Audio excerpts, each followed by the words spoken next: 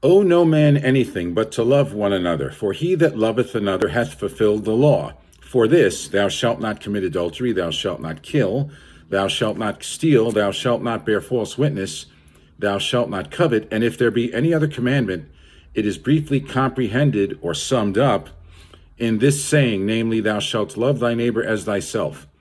Love worketh no ill to his neighbor. Therefore, love is the fulfilling of the law. That's Romans 13, verses 8 through 10. Matthew 22, verses 35 through 40. Then one of them, which was a lawyer, asked him a question, tempting him and saying, Master, which is the great commandment in the law? Now notice Jesus is going to cite Deuteronomy 6, verse 5 and Leviticus 19, verse 18 right now.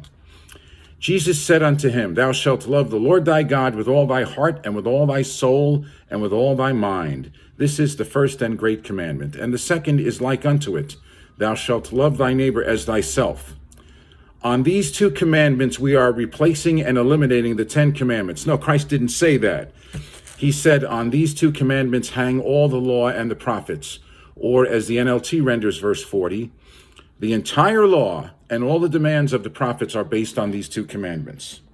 The commandments are summarized as love, not replaced by saying we love now. Nobody's foolish enough to say we can commit adultery now as long as we're loving. Or no one's foolish enough to say we don't have to avoid murder. All we have to do is love.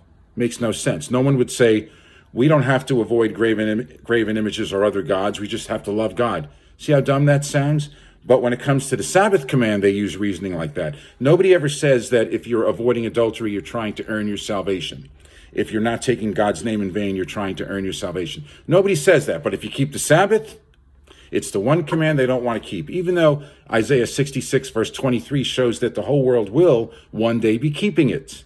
Read this book for yourself. Don't listen to what deceived and deceiving ministers tell you. The commandments are summarized as love, not replaced. Have a blessed, joyous Sabbath, everyone. Peace all. Bye-bye.